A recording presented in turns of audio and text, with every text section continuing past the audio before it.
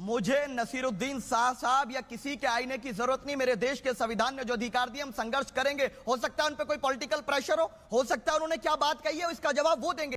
हमें हर मुसलमान को नहीं, हर मानव को एहकाम इलाही निजाम मुस्तफा चाहिए, जिसलिए आज हमने कन्वेंशन बुला के। तो निजाम मुस्तफा तो है तालिबान के अंदर। अभी देखिए शादाब चौहान के मुंह से एक बात निकल गई, निजाम मुस्तफा। जनाब, निजाम मुस्तफा तो अफगानिस्तान में है, फिर ये आईएस खुरासान और तालिबान किस बात के लिए लड़ रहे हैं? पंजशेर वैली का नॉर्दर्न अलायंस, आईएस के तालिबान, तीनों तो मुसलमान हैं, किस बात की लड़ाई है? यमन में सारे मुसलमान हैं, किस बात की लड़ाई है? सीरिया और इराक में सारे मुसलमान हैं, किस बात की लड़ाई है? पाकिस्तान में काहे बात के धमाके फटते हैं, किस बात की लड़ाई है भाई? तो जहां निजाम मुस्तफा है, सबसे ज्यादा जान के लाड़े तो वहीं पड़े हुए हैं। अब इन्होंने कहा, कितना बड़ा आरोप लगा दिया नसीरुद्दीन शाह जी के ऊपर कि साहब हो सकता उन्होंने पॉलिटिकल प्रेशर में बयान दिया हो।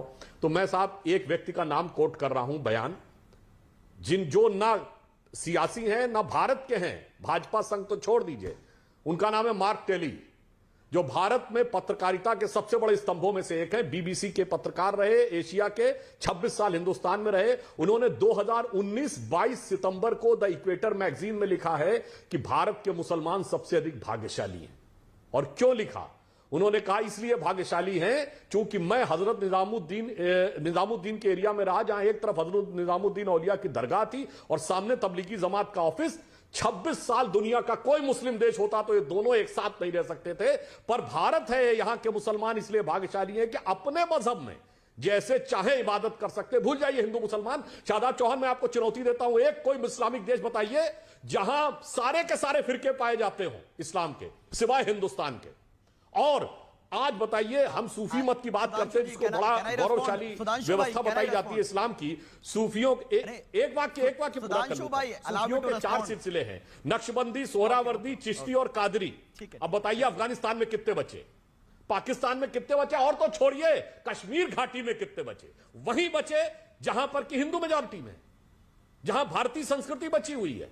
वरना मैं कह रहा हूं, बता दीजिए कोई एक देश बताइए जहां 72 के 72 फिरके हो, और एक कोई जगह बता दीजिए भारत के अंदर जहां मुस्लिम मेजॉरिटी में हो गए हो और चारों फिरके सूफी मतों के पाए जाते हो, बता दीजिए। अजीब बात यह है कि वो एहकाम इलाही निजाम मुस्तफा का मीनिंग नहीं जान पाए, समझ नहीं पाए। एक इंपॉर्टेंट बात बताऊं, पूरी दुनिया में क्या हो रहा है, इट्स नॉट माई कंसर्न। मेरा कंसर्न है कि मेरा वो हिंदुस्तान जिसके लिए मैंने ठुकरा दिया जिन्ना की आइडियोलॉजी को, जिसके लिए मैंने आजादी की लड़ाई में अपने आप को कुर्बान कर दिया, जो मेरा वतन है, इस वतन को सींचा लहू से मैंने है, उस पर आज मुझसे क्वेश्चन करते हो सुधांशु जी, ये मेरा देश है, मैं ब्रिगेडियर उस्मान बनता हूं, टीपू सुल्तान बनता हूं, वीर अब्दुल हमीद बनता हूं और इरफान पठान बनता हूं, तो हैट्रिक लेकर के दिखा देता हूं। पूछिए शादाब चौहान से, ब्रिगेडियर उस्मान उत्तर प्रदेश के आजमगढ़ के रहने वाले थे, कितनी बार गए सेकुलरिज्म के सूरमा ब्रिगेडियर उस्मान के घर?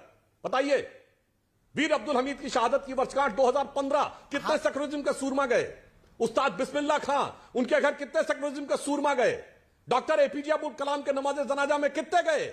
याकूब मेनन के नमाज जनाजा में, बुरहान वानी के नमाज जनाजा में, और अफजल गुरु के नमाज जनाजा में, मगर कलाम साहब के नमाज जनाजा में नहीं, ब्रिगेडियर मोहम्मद उस्मान के घर पर नहीं। और जो कश्मीर में भी अभी हमारे कई सैनिक शहीद हुए जिसमें मुस्लिम भी थे, बताइए इंस्पेक्टर अयूब पंडित के घर कौन गया?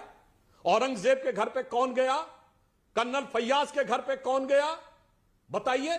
यही मैं कहना चाहता हूं, सिर्फ अपराधी और आतंकवादी किस्म के मुस्लिमों के साथ खड़े होकर मुस्लिम समाज की भावना को उससे जोड़ने का प्रयास करना, यह बहुत दुर्भाग्यपूर्ण है देश के लिए भी और मुस्लिम समाज के लिए। एक से एक वहां पर वतन परस्त पैदा हुए, उसके नाम पे कभी कुछ नहीं करना, सिर्फ आतंकवादियों के साथ खड़े हो।